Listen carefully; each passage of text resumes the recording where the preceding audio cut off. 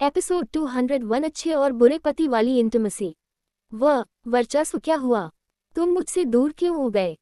वर्चस्व जो निशी से दूर हुआ था, निशी की इस बेकाबू हालात पर शातिर तरह से मुस्कुरा देता है। फिर वो निशी की बात पर बोला, बीबी अब मैं तुम्हें बताता हूँ अच्छा पति कैसा होता है, और ये भी बताऊंगा बुरा पति कैसा होता है। उद्धरण चिन्ह। अब आगे। वर्चस्व निशी को छू रहा था, फिर वो अचानक ही निशी से दूर हो गया। उसके ऐसा करने पर वर्चस्व की छुअन से बेकाबू निशी ने कहा, वर्चस्व क्या हुआ? तुम मुझसे दूर क्यों चले गए?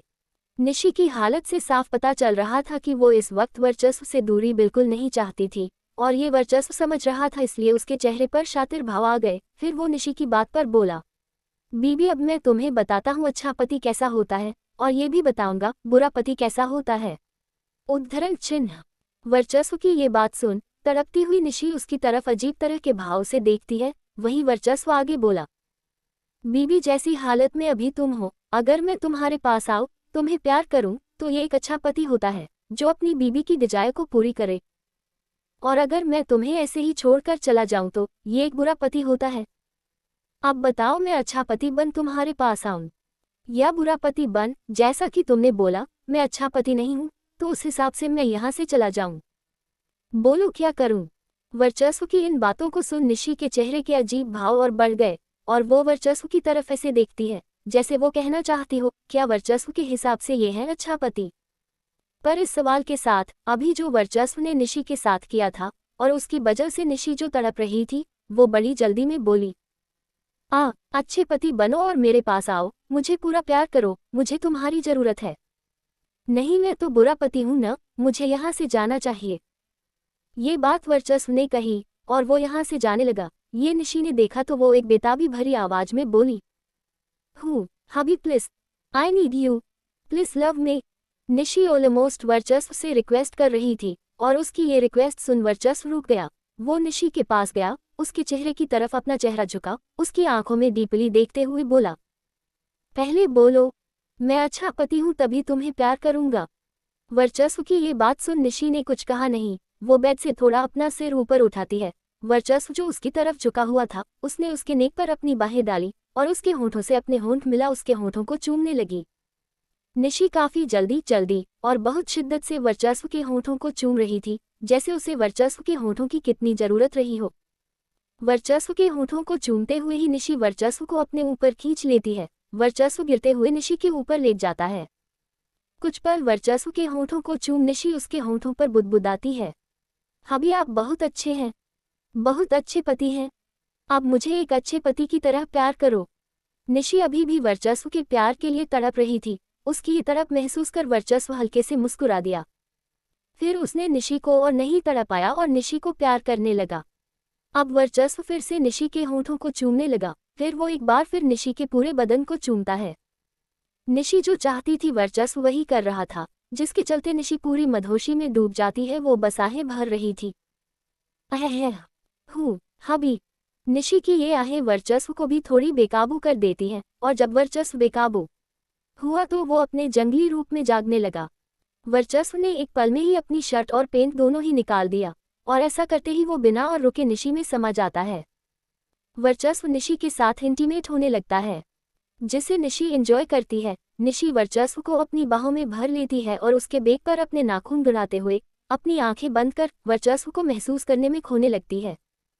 थोड़ी देर बाद निशी ने अपनी आंखें खोली और वो वर्चस्व के कान को अपने होंठों के बीच लेते हुए एक बेताबी और मदहोशी भरी आवाज में बोली, हबी वाइल्ड करो न। निशी की ये डिमांड सुन वर्चस्व निशी के चेहरे की तरफ देखता है, जो बस उसके एहसास में डूबी हुई थी। ये वर्चस्व को अच्छा लगता है कि उसका प्यार करना निशी को इतना अच्छा लग रहा है, पर वो उसकी बात पर बोला, बीबी फिर तुम हट हो जाओगी? और वैसे भी मैं तो अच्छा पति हूं न, अच्छे पति वाइल्ड नहीं होते हैं, तो तुम बुरे पति बन जाओ, वाइल्ड वाले बुरे पति बन जाओ, और मुझे वाइल्ड प्यार करो। ये बातें निशी ने वर्चस्व की बात पर कही, और वो अब वर्चस्व के कान को खा लेती है। ऐसा लग रहा था वो वर्चस्व को उसका रही है।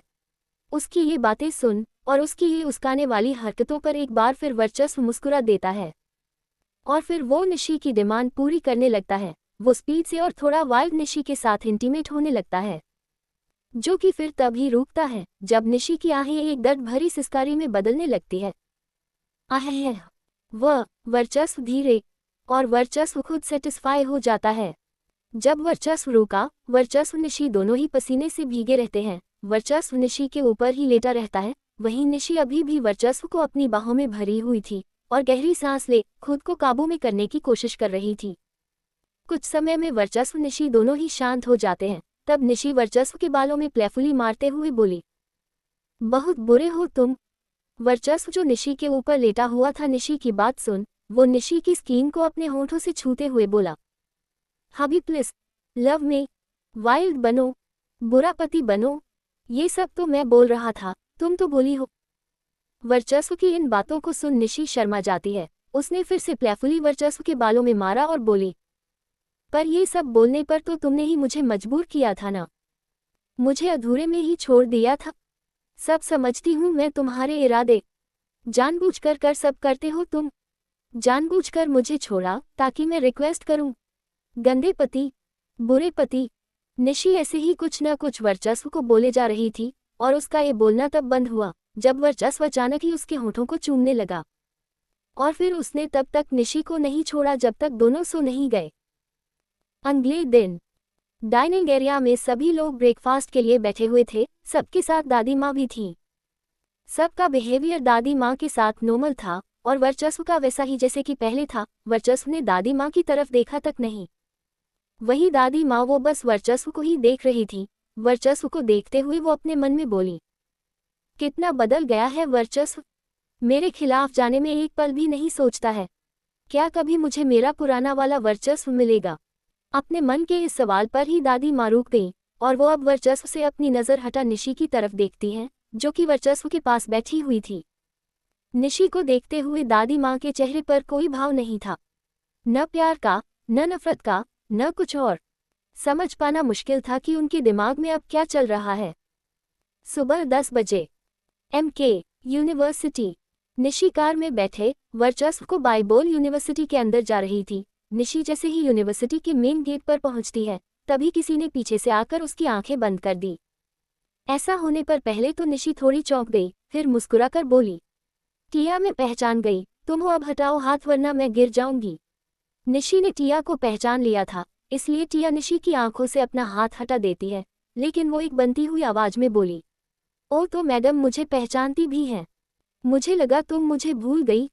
कहाँ रहती हो आजकल, मिलती नहीं हो। टिया की इन बातों पर निशी बोली, हाँ जी मैडम मैं तुम्हें पहचानती हूँ और मैं कहीं नहीं रहती, यहीं आती हूँ। बस क्लास का कभी जल्दी कभी लेट हो जाता है, उस वजह से शायद हम मिल नहीं पाते हैं। झूठी, जब तक क्लास का टाइम नहीं होता जीजू के साथ कार में बैठे हुए किसी मिस्सी करती रहती हो, फिर बोलती हो जल्दी लेट होता है। ये बात टिया ने कही और उसकी ये बात सुन अब निशी हैरान होती है। वो इसी भाव से बोली, कुछ भी। टिया बोली, क्या कुछ भी? देखो तुम्हारे फूले हुए होंठ सब सच बता रहा है। टिया की ये बात सुन अब निशी पहले से भी ज्यादा हैरान होती है और वो अब टिया की बात का कोई जवाब नहीं देती और चलने लगती है। उसके पीछे टिया भी जाती है, ये बोलते हुए, अब भाग रही हो, रुको तुम। निशी चलते हुए बोली, भाग नहीं रही, मेरी क्लास का टाइम हो रहा है। दोनों ऐसे ही बात करते हुए एक दूसरे से सवाल करते और जवाब देते हुए यूनिवर्सिटी के अंदर पहुंचती हैं, पर दोनों जैसे ही अंदर पहुंची उन्हें 5-6 लड़कों का ग्रुप घेर लेता है। इन लड़कों के आने से निशी और टिया दोनों के ही चलते हुए कदम रुक जाते हैं। वो लड़के दोनों को घूर रहे थे, खासतौर पर निशी को। उनका यूं घूरना निशी और टिया को अजीब लगता है। टिया ने निशी के कान में खुसुर फुसुर की, निशी यहाँ से भागो, ये कॉलेज की सीनियर हैं, कुछ दिन शायद लीव पर थे इसलिए नजर नहीं आ रहे थे, पर अब ये आ गए हैं और ये रैगिंग करेंगे और इनका टारगेट तुम हो क्योंकि तुम अभी उनकी नज़रों में न्यू हो। टिया की इन बातों से निशी समझ जाती है उसके सामने खड़े लड़के कौन हैं और क्यों ऐसे उन दोनों को घेर कर खड़े हैं। उसने टिया से कहा, पर ये तो मेडिकल कॉलेज है और इतना बड़ा है, फिर भी ये सब। निशी ने ये बात नॉर्मल आवाज में कही थी, टिया की तरह फुसफुसाती हुई नहीं, इसलिए उसकी ये बात सामने खड़े लड़कों को भी सुनाई देती है। और निशी की बात पूरी होती तभी उन लड़कों में से एक लड़का बोला, जो कि दिखने में काफी स्मार्ट था, कॉलेज बड़ा है तो हम भी तो बड़े ही हैं मिस। एपिसोड 202 रैगिंग में निशी का गाना गाना, वर्चस्व का निशी के कॉलेज आना। उसने टिया से कहा, पर ये तो मेडिकल कॉलेज है और इतना बड़ा है, फिर भी ये सब। निशी ने ये बात नॉर्मल आवाज में कही थी, टिया की तरह फुसफुसाती हुई नहीं, इसलिए उसकी ये बात सामने खड़े लड़कों को भी सुनाई देती है। और निशी की बात पूरी होती तभी उन लड़कों में से एक लड़का बोला, जो कि दिखने में काफी स्मार्ट था, कॉलेज बड़ा है तो हम भी तो बड़े ही हैं मिस। अब आगे। निशी और टिया कॉलेज के एंटर पर खड़ी थी और उन दोनों को 5-6 लड़कों का ग्रुप घेर कर खड़ा हुआ था। इन्हीं लड़कों में से एक लड़का निशी की बात पर बोला, कॉलेज बड़ा है तो हम भी तो बड़े ही हैं मिस। डैड विधायक है हमारे, हम जब चाहें जहां चाहें जिसके साथ चाहें कुछ भी कर सकते हैं और उससे कुछ भी करवा सकते हैं, जैसे अभी हम तुमसे करवाने वाले हैं। ये बात बोल वो लड़का थोड़ा निशी की तरफ बढ़ा। निशी उससे पीछे की तरफ हटती है। उसके ऐसा करने पर लड़का बोला, रिलैक्स मिस, कुछ कर थोड़ी रहा हूँ, शरीफ लोंडा हूँ पर थोड़ा बिगड़ा हुआ भी हूँ। छोड़ो, मेरी इतनी तारीफ तुम सह नहीं पाओगी, काम की बात करता हूँ। मैं तुम्हें एक टास्क दे रहा हूँ, यहाँ कॉलेज के मेन गेट से अब जो भी पहला पर्सन एंट्री करेगा तुम्हें उसके सामने जाकर उसके लिए एक रोमांटिक सा सॉन्ग गाना होगा। लड़का ये बात बोल चुप हो गया। वहीं उसकी इन बातों को सुन निशी उसको अजीब भाव से देखती है। फिर वो उस लड़के की बात और उसे दोनों को पूरी तरह इग्नोर कर यहाँ से जाने लगती है। पर वो लड़का निशी के रास्ते पर आ जाता है। निशी थोड़ी हैरानी से उसको देखती है। वो लड़का अपनी एक आईब्रो ऊंची करते हुए बोला, सिंपल सा टास्क है, मिस कर दो, फिर तुम भी फ्री और हम भी, और अगर नहीं करोगी तो पूरा दिन यहीं खड़ा करके रखूंगा जब तक तुम टास्क नहीं कर देती हो। लड़के के इस बात को अब निशी इग्नोर नहीं करती है, बल्कि वो थोड़ी गुस्से भरी आवाज में बोली, मेरे सामने से हटो वरना गार्ड को बुला, अभी बाहर करवा दूंगी कॉलेज से। निशी ने बस इतना ही कहा, तभी वो लड़का चिल्लाया, गार्ड गार्ड। उस लड़के के चिल्लाने से गेट पर खड़े 2 गार्ड दौड़ते हुए उस लड़के के पास आए। उनके आते ही वो लड़का घमंड भरे भाव से बोला, लो मिस आ गए गार्ड, निकलवाओ मुझे। वैसे पहले ही तुम्हें बता दूं, जो गार्ड मेरी एक आवाज पर यहाँ पर आ गए वो तुम्हारी नहीं सुनने वाले, सो बात मान लो। लड़का निशी के पीछे ही पड़ गया था और कुछ पल बाद उसकी सारी गेंद भी उसके पीछे पड़ जाती है। निशी परेशान हो जाती है क्योंकि वो लोग उसे जाने नहीं दे रहे थे। निशी को इस परेशानी में देख टिया उसके पास आए और वो बोली, निशी कर दो इनका टास्क पूरा, जान छूटे वरना ये लोग ऐसे ही तुम्हें परेशान करेंगे। टिया की ये बात सुन परेशान निशी एक सोच में डूब जाती है और थोड़ी पल बाद वो अपने सामने खड़े लड़कों के ग्रुप को देखते हुए बोली, मैं कर रही हूँ टास्क। निशी की ये बात सुन वो सारे ही लड़के खुश हो जाते हैं। वहीं उनका लीडर जिसने निशी को टास्क दिया था वो निशी को देखते हुए अपने बालों में हाथ फेरने लगता है। फिर सारे ही एक लाइन से खड़े हो जाते हैं और कॉलेज के मेन गेट पर अपनी नज़रें टिका लेते हैं कि अब जो भी आएगा निशी उसके सामने जाकर गाना गाएगी। कुछ पल कोई नहीं आता है, लेकिन फिर कॉलेज में एक लग्जरी कार एंटर करती है। उस कार को देख लड़कों के ग्रुप ने एक साथ निशी से कहा, मिस आ गया तुम्हारा टारगेट, अब जाओ उस कार से जो भी बाहर आए उसके सामने खड़े होकर एक प्यारा और रोमांटिक सा सॉन्ग गाओ। निशी ने जो टास्क के लिए हाँ कर दिया था, उन लड़कों की ये बात सुन वो कुछ रिएक्ट नहीं करती है और अपना टास्क पूरा करने के लिए उस लग्जरी कार की तरफ बढ़ जाती है जो अभी कॉलेज में एंटर की थी। निशी के पीछे टिया भी जाती है। कार कॉलेज के पार्किंग में जाकर खड़ी होती है। निशी उस ओर ही जा रही थी। उस लग्जरी कार से एक आदमी बाहर आता है जो कि अच्छा लंबा फिट और दिखने में हैंडसम था। ये आदमी जैसे ही कार से बाहर आया निशी उसके सामने जाकर खड़ी हो गई और गाना गाने लगी, आए हो मेरी जिंदगी में तुम बाहर बनकर, मेरे दिल में यूं ही रहना हो, मेरे दिल में यूं ही रहना तुम प्यार बनकर, आए हो मेरी जिंदगी में तुम बाहर बनकर। निशी को अपना टास्क पूरा करने से मतलब था, इसलिए वो बस उस आदमी के सामने खड़े होकर गाना गा देती है। वही वो आदमी निशी का गाना सुन हैरान बिल्कुल नहीं होता है, बल्कि वो एकटक निशी को देख रहा था और ऐसे देख रहा था जैसे वो निशी को देखने में खोसा गया हो। और वही वो लड़कों का ग्रुप निशी का गाना सुन हंस पड़ता है क्योंकि निशी बिसुरे राग में गा रही थी। लेकिन हंसी के बीच एक लड़का बोला, अबे यहाँ से भागो, ये मिस जिस आदमी के सामने खड़े होकर गाना गा रही है वो न्यू प्रोफेसर है, प्रोफेसर मिराज बजाज। एक नंबर का सनकी प्रोफेसर है, इसकी नज़र में हम आ गए न तो ये हमसे गाना गाने को बोल देगा और पता नहीं क्या क्या। लड़के की ये बात बाकी लड़कों के कानों में गई तो वो जो सारे हंस रहे थे सबकी हंसी बंद हो जाती है और अगले ही पल वो सारे यहाँ से भागने लगते हैं। वहीं निशी अभी भी प्रोफेसर के सामने खड़ी गाना गा रही थी। उधर ही कोई आदमी निशी पर नजर रखा हुआ था। निशी जो कर रही थी वो देख वो आदमी किसी को कॉल करता है। फिर वो अपनी नजरें निशी पर टिकाए हुए अपने कान में लगे ब्लूटूथ पर बोला, सर मैं को यहाँ कुछ लड़के घेर कर खड़े थे और फिर मैं एक आदमी के सामने खड़ी होकर गाना गा रही है। आदमी इतना ही कहा कि वही जो निशी प्रोफेसर के सामने खड़े होकर गाना गा रही थी, अचानक ही उसका मोबाइल बज उठता है। निशी ने मोबाइल हाथ में ही पकड़ा हुआ था। उसने उसकी स्क्रीन पर देखा, हबी दिल, ये नाम फ्लैश हो रहा था, जिसे देख निशी थोड़ी घबरा जाती है और उसका गाना यहीं बंद हो जाता है। वो वहां से हट कॉल उठाते हुए दूसरी तरफ चली जाती है।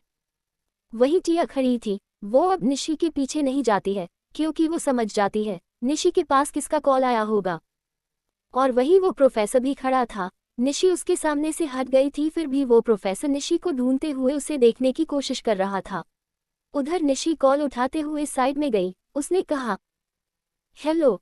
निशी ने ये हेलो शब्द एक दबी हुई आवाज में कहा था। वहीं दूसरी तरफ वर्चस्व की एक सख्त आवाज आई, बीबी तुम कॉलेज में क्या कर रही हो। वर्चस्व की ये सख्त आवाज निशी का गला ही सूखा देती है, पर निशी को अब आदत हो चुकी है वर्चस्व की इस आवाज की। उसने थोड़ी गहरी सांस ली, खुद को नॉर्मल किया और फिर नॉर्मल तरह से बोली, कुछ भी तो नहीं कर हूं, तुम ये हमेशा गुस्से के मूड में क्यों रहते हो। निशी की इस बात दूसरी तरफ से वर्चस्व ने कुछ नहीं कहा और वो अपनी बात बोला, जिसे सुन निशी बुरी तरह हैरान हो जाती है। वर्चस्व ने कहा, बीबी मैं तुमसे कुछ चाहता हूँ। निशी ने पूछा, क्या। वर्चस्व ने कहा, तुम अपनी पूरी यूनिवर्सिटी के सामने मुझे प्रपोज करो। वर्चस्व की ये बात और निशी का मुंह हैरानी से खुल गया। क्या वर्चस्व, ये तुम क्या बोल रहे हो। मैं ऐसा कुछ नहीं करने वाली, ये यूनिवर्सिटी है, कोई पार्क नहीं। अगर तुम नहीं करोगी तो फिर मैं आ रहा हूँ यूनिवर्सिटी और मैं तुम्हें पूरी यूनिवर्सिटी के सामने प्रपोज करूंगा। ये बात कॉल की दूसरी तरफ से वर्चस्व ने कही, जिस पर इधर से निशी बोली, मैं नहीं डरती तुम्हारी इन बातों से, जो करना हो कर लो। और मैं अब कॉल रख रही हूँ, मेरी क्लास का टाइम हो रहा है। इस बात के साथ अब निशी ने कॉल रख दिया और खुद में बड़बड़ाती है, ये क्या है, पहले वो लग के गाना गाओ और फिर वर्चस्व की बातें। निशी बड़बड़ करती यहाँ से अपनी क्लास की तरफ चली जाती है। कुछ घंटे बाद क्लास चल रही थी। सभी स्टूडेंट्स और निशी सबका ध्यान क्लास पर था।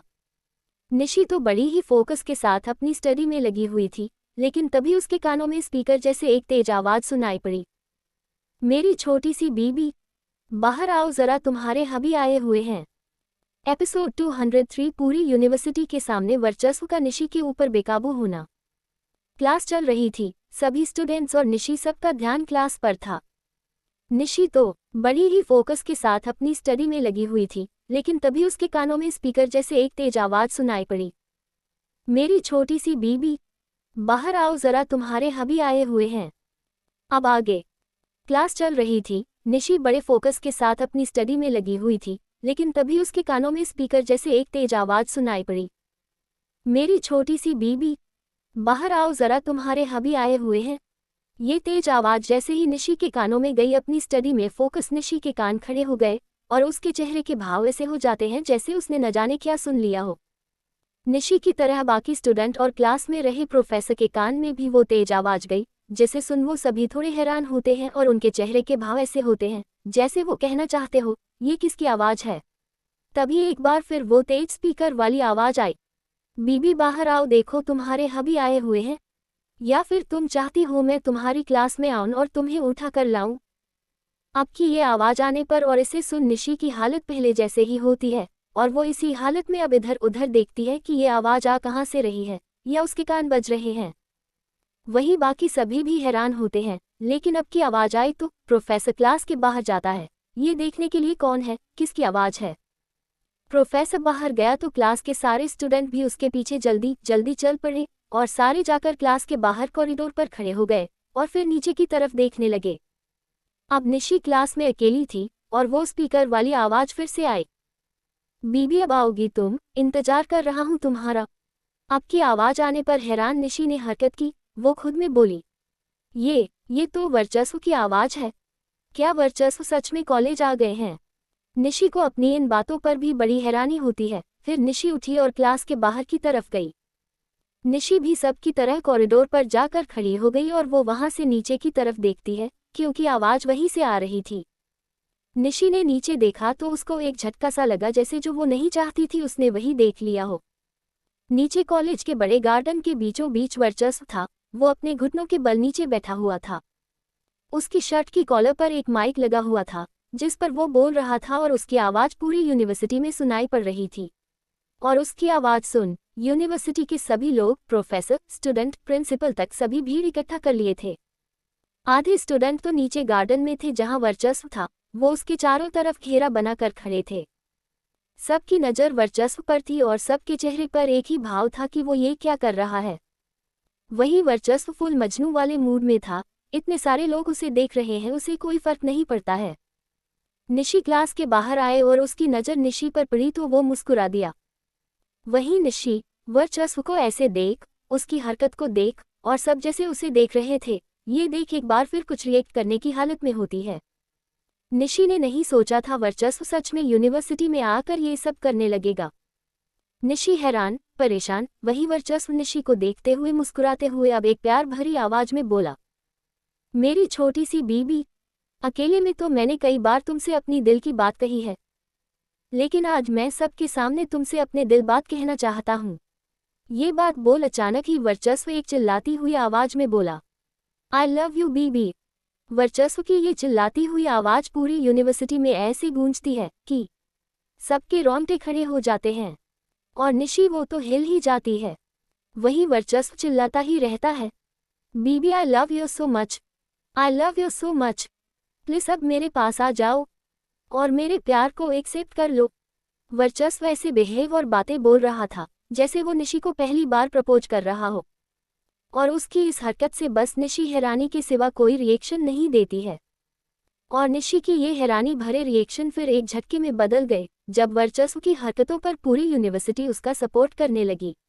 अब तक पूरी यूनिवर्सिटी समझ चुकी थी वर्चस्व क्या कर रहा है और किसके लिए कर रहा है। वो लोग वर्चस्व के साथ निशी को भी देखने लगे। पहले उन्हें वर्चस्व की हरकत हैरान कर रही थी, लेकिन जब वर्चस्व चिल्ला चिल्ला कर निशी को आई लव यू बोलने लगा, ये उन्हें लविंग लगता है। कुछ स्टूडेंट्स तो खुद में बातें करने लगते हैं, शी इज सो लकी, कितना प्यार करता है वो अपनी वाइफ से, सबके सामने ऐसे प्रपोज करना हिम्मत चाहिए।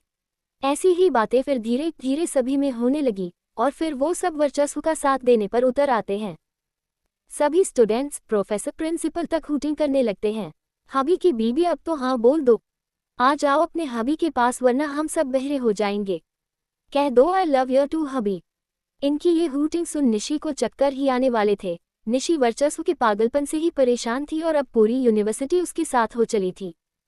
निशी हैरानी की दुनिया से बाहर ही नहीं आ रही थी। निशी अभी भी वर्चस्व के पास नहीं गई थी, तो अब जो उसके आसपास स्टूडेंट खड़े थे तो वो उससे बोले, बीबी अपने हबी को माफ कर दो और जाओ उनके पास, इतना भी गुस्सा ठीक नहीं है, इतने प्यार से मना रहे हैं वो तुम्हें। इन बातों को सुन निशी को एक और झटका लगता है कि वो वर्चस्व से गुस्सा कब थी जो उसे माफ करे। ये सब कुछ पल चलता रहा सबके इतना बोलने पर, और वर्चस्व के पागलपन को देख फिर हैरान निशी मुस्कुरा देती है। वो इसी मुस्कान के साथ वर्चस्व की तरफ देखती है जो कि अब भी घुटने के बल बैठा हुआ था, और अब उसने अपनी दोनों बाहें फैलाईं और फिर से चिल्लाया, आई लव यू बीबी।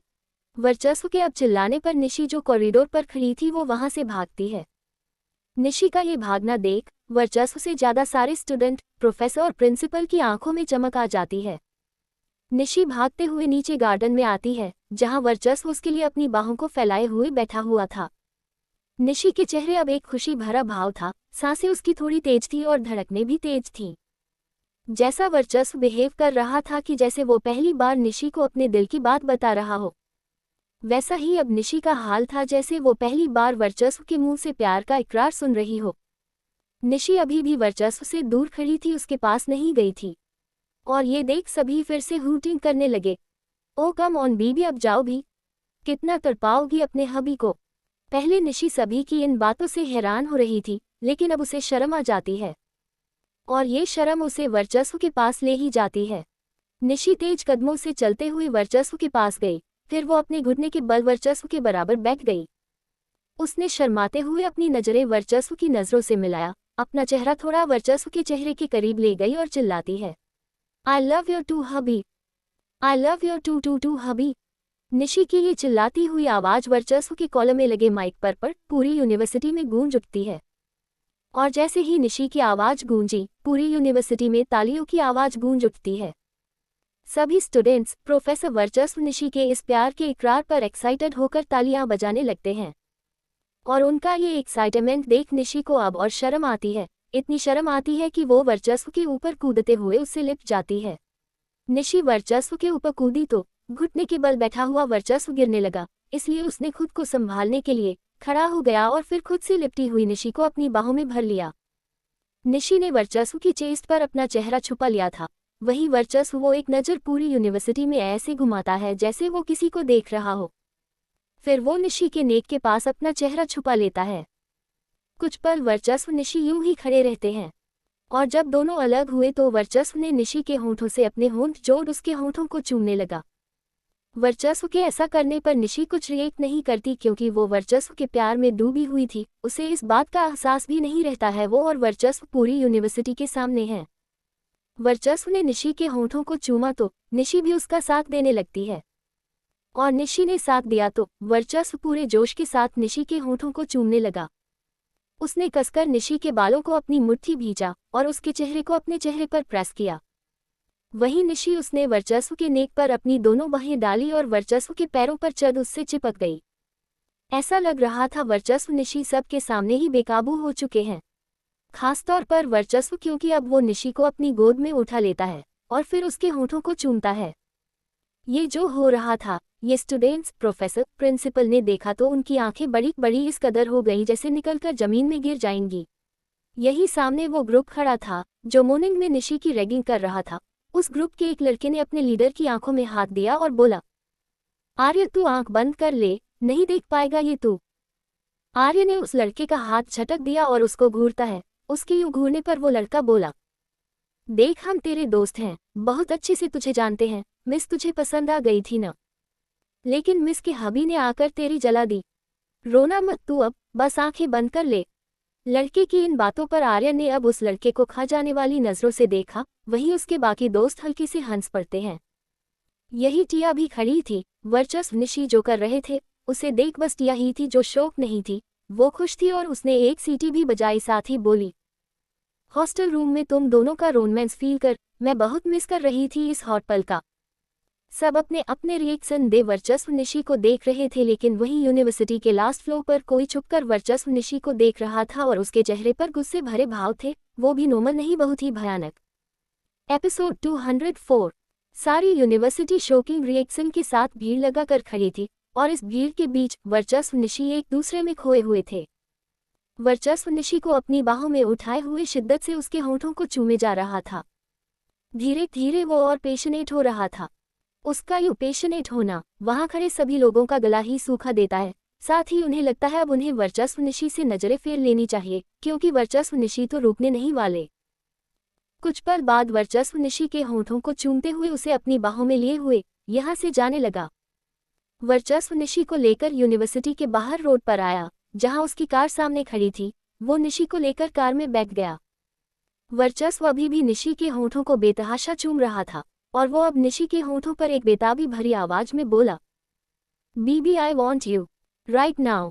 वर्चस्व की इस बात निशी ने कुछ नहीं कहा, वो बस वर्चस्व के लेप पर अपने पैर इधर उधर करके बैठ गई और वर्चस्व के होंठों को चूम रही थी।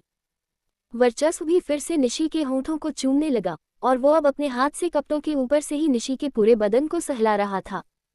कुछ देर में वर्चस्व की कार यहाँ से चली जाती है। वर्चस्व निशी को यहाँ बाहर तक सभी स्टूडेंट्स प्रोफेसर ने देखा और अब वो जा चुके थे तो सभी ने गहरी सांस ली, कुछ ने तो अपने माथे से पसीना भी पोंछा।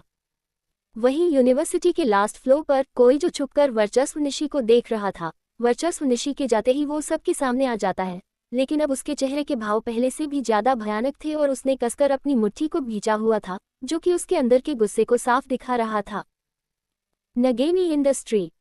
वर्चस्व की कार आकर नोगामी इंडस्ट्रीज की पार्किंग में खड़ी हुई। वर्चस्व अब भी निशी के होंठों को बेतहाशा चूम रहा था। वर्चस्व निशी इस वक्त एकदम पसीना पसीना हो चुके थे, फिर भी एक दूसरे को छोड़ना नहीं चाहते थे। यहाँ भी वर्चस्व निशी के होठों को चूमते हुए उसे अपनी बाहों में उठाए हुए कार से बाहर आया, फिर वो लिफ्ट की तरफ बढ़ गया।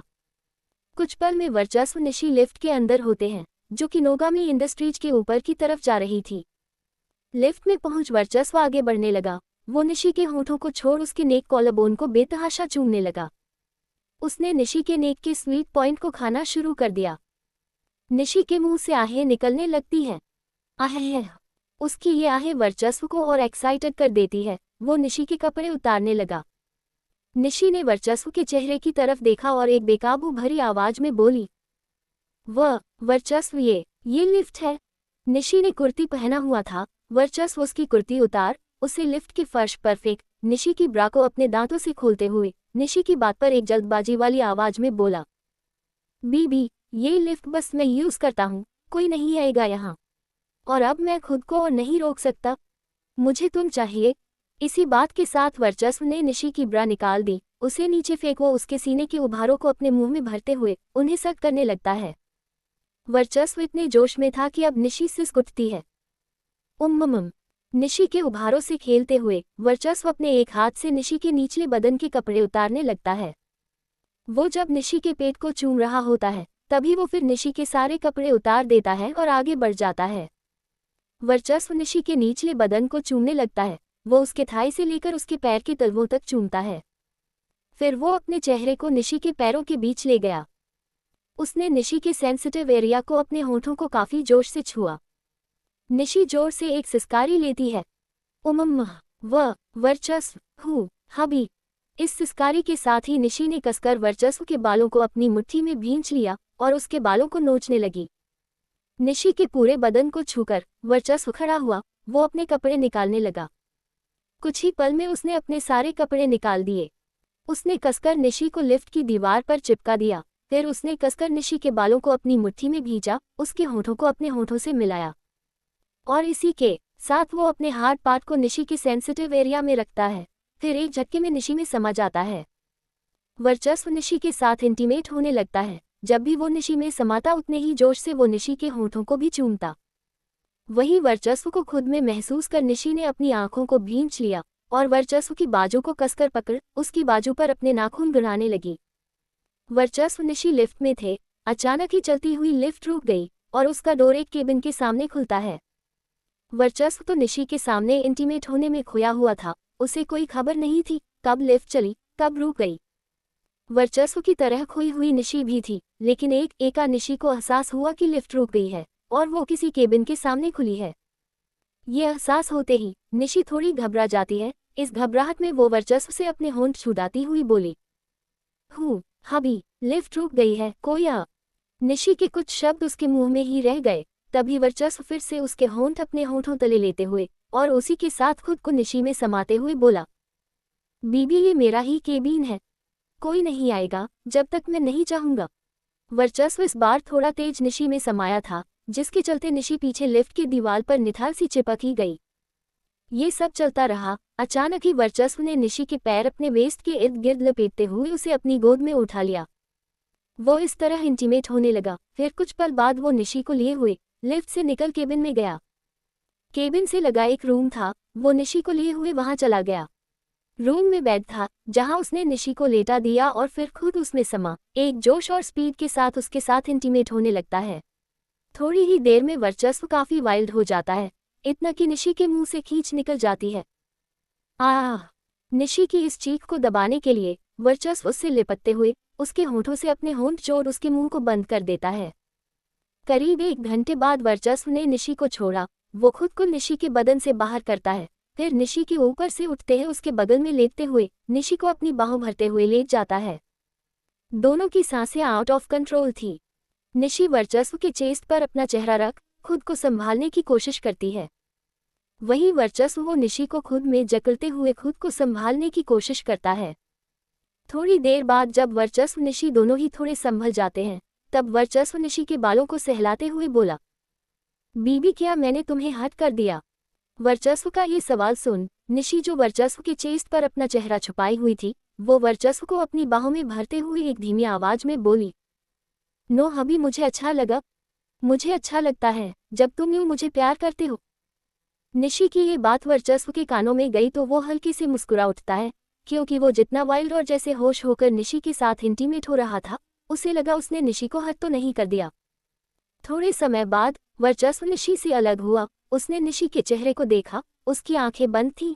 वर्चस्व ने निशी के माथे को प्यार से चूमा, फिर निशी को बेड पर अच्छे से लेटा, खुद उठकर वॉशरूम की ओर चला गया। जब वर्चस्व वॉशरूम से बाहर आया, वो अपने साथ एक गीला सॉफ्ट टॉवेल लेकर आया था, जिससे वो निशी को साफ करने लगा। वर्चस्व निशी के पूरे बदन को साफ कर उसके निचले बदन को साफ कर रहा था। तभी जो निशी आंखें बंद कर लेटी थी, उसने अपनी आंखें खोली। उसने वर्चस्व की तरफ देखा। वहीं निशी को आंखें खोलता देख वर्चस्व बोला, बीबी तुम सो जाओ, मैं बस तुम्हें क्लीन कर रहा हूँ। वर्चस्व की ये बात सुन निशी उठकर बैठती है। फिर उसने वर्चस्व का हाथ पकड़ लिया और बोली, मुझे क्लीन नहीं होना है, मुझे सब कुछ गंदा करना है। निशी के हाथ पकड़ने और उसकी ऐसी बात सुन वर्चस्व सवाल भरे भाव से निशी को देखने लगा। वहीं निशी फिर से बैग पर लेट गई और जो उसने वर्चस्व का हाथ पकड़ा था, वो वर्चस्व का वही हाथ खींचते हुए वर्चस्व को अपने ऊपर खींच लेती है। वर्चस्व जाकर निशी के ऊपर गिर गया। उसका चेहरा निशी के चेहरे से मिल गया। तभी निशी ने अपने होंठ खोले और वर्चस्व के होंठों को अपने होंठों के बीच ले चूमने लगी। वर्चस्व के होंठों को चूमते हुए ही निशी बोली, अभी मुझे आपका प्यार फिर से चाहिए। कुछ पल निशी वर्चस्व के होंठों को चूमती रही, फिर उसने वर्चस्व को खुद के ऊपर से अपने बगल में धक्का दे दिया। वर्चस्व लुढ़कते हुए बेड पर लेट गया और निशी फिर उसके ऊपर बैठ जाती है। निशी अब वर्चस्व की बॉडी को चूमने लगती है। उसने वर्चस्व की पूरी बॉडी को चूमा। वॉशरूम से जब वर्चस्व बाहर आया था, उसने टॉवल लगा रखा था, जो कि उसने अभी लगा रखा था, लेकिन अब निशी उसके टॉवेल को फेंक देती है। फिर वो वर्चस्व के पार्ट को अपने हाथ से छूती है और निशी का इस तरह वर्चस्व को छूना वर्चस्व जो शांत था, उसे बेताब कर देता है। जब वर्चस्व की बेताबी काफी हद तक बढ़ जाती है, जैसे वो अब न जाने क्या कर गुजरेगा, उसी पल निशी वर्चस्व को छोड़ देती है। वो वर्चस्व के ऊपर से उठ उसके बाजू में बेड पर लेट जाती है। निशी के ऐसा करने पर बेकाबू वर्चस्व निशी को घूर कर देखता है और उसके देखने से निशी के चेहरे पर शातिर भाव होते हैं। निशी के चेहरे पर शातिर भाव देख वर्चस्व ने निशी को और गहराई से घूरा। फिर वो एक झटके में निशी के ऊपर आ गया और उसके ऊपर आते ही वो अपनी पूरी बॉडी का भार निशी के बदन पर डालते हुए निशी में समा जाता है। एपिसोड 205। निशी बेड पर दबी हुई थी और उसके ऊपर लेटा वर्चस्व निशी के कोमल बदन पर अपनी पूरी सॉलिड बॉडी प्रेस करते हुए उसमें समा उसके साथ इंटीमेट होना शुरू कर देता है। आपकी वर्चस्व शुरू से ही वाइल्ड था, इसलिए उसके समाते ही निशी चीख उठती है। आह! उसकी इस चीख ने वर्चस्व को और बेकाबू कर दिया। वो एक जोर लगा निशी में समाया। निशी फिर से चीख उठी, आह! हूँ हबी। इसी के साथ खुद को संभालने के लिए उसने कसकर बेडशीट को अपनी मुट्ठी में भींच लिया और अपना सिर ऊपर उठा तेज तेज सांसें लेने लगी। वही वर्चस्व जैसा था उसी जोश में निशी के साथ इंटीमेट होता रहा।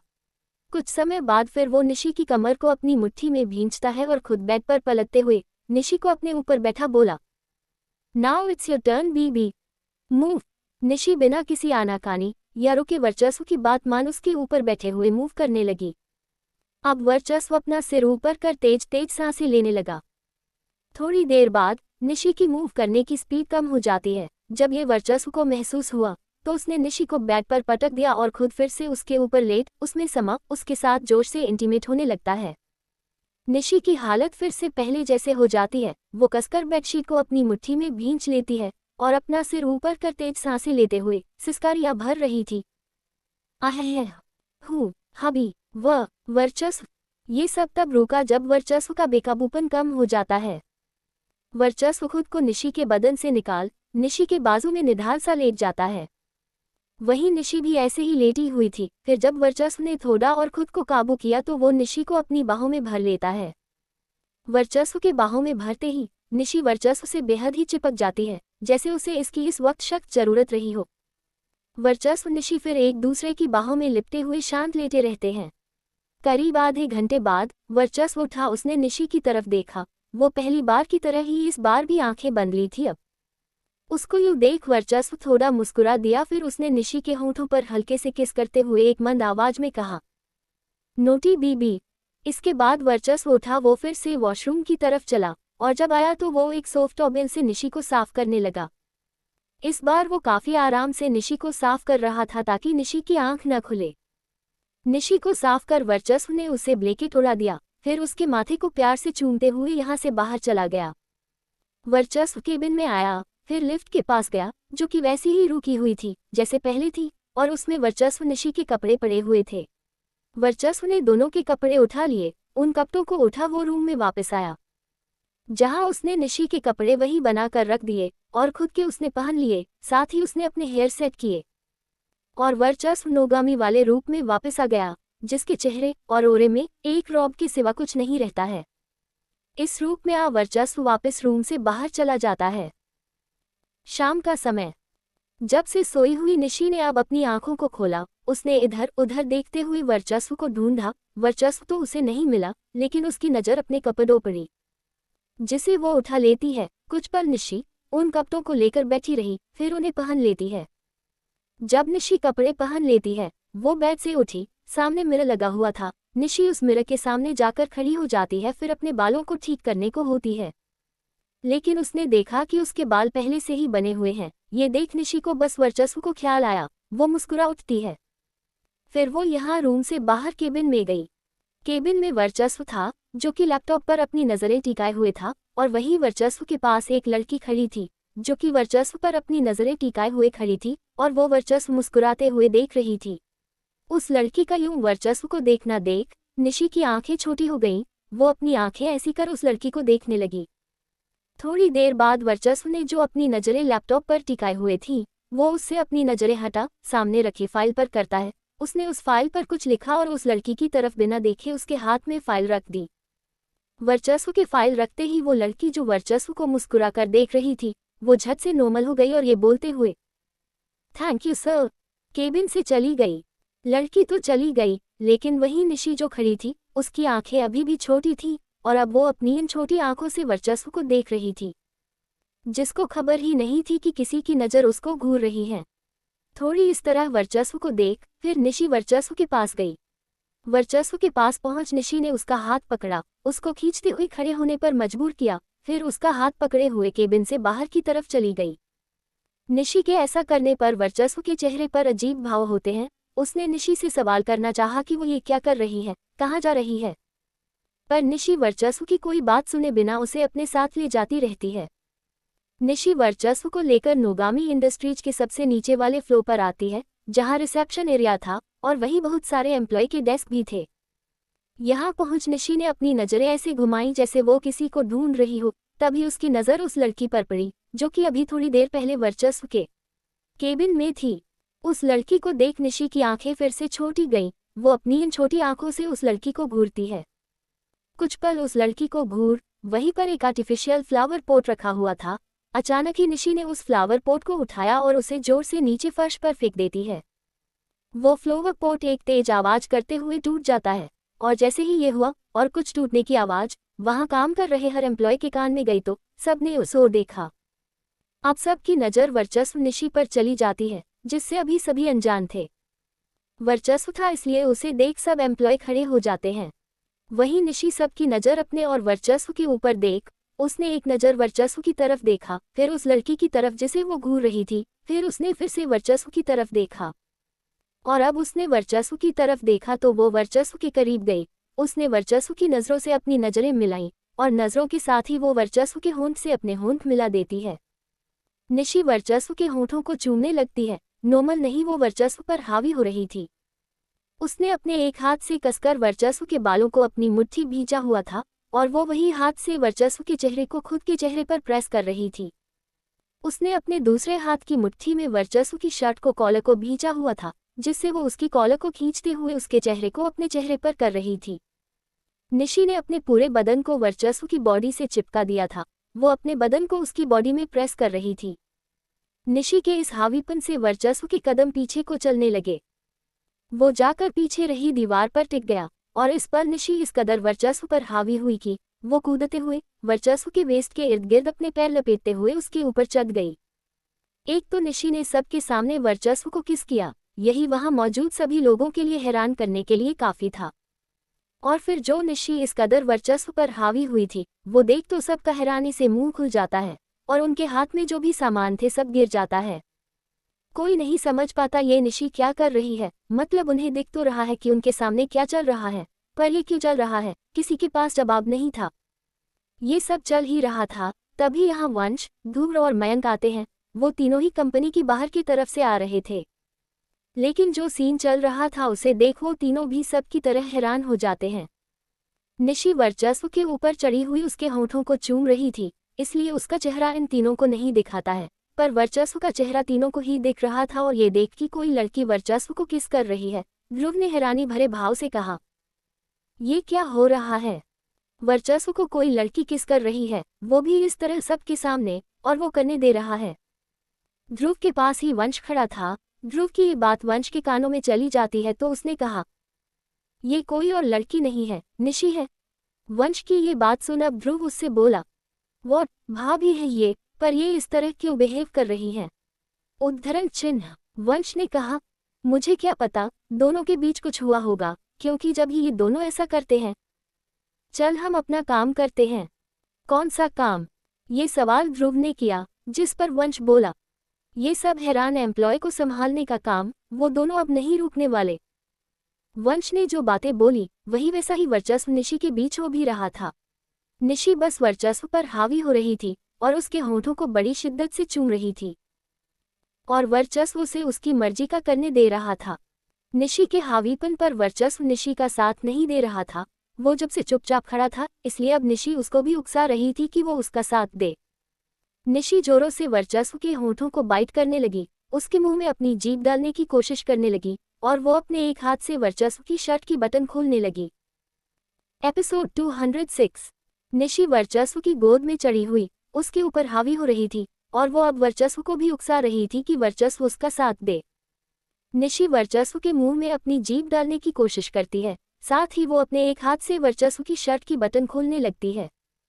उसने वर्चस्व की शर्ट की ऊपर की कुछ बटन खोली, फिर वो अपने हाथ को उसके चेस्ट पर घुमाने लगती है। वर्चस्व के चेस्ट पर अपना हाथ घुमाते हुए निशी फिर धीरे धीरे वर्चस्व की शर्ट की सारी बटन खोलने लगती है।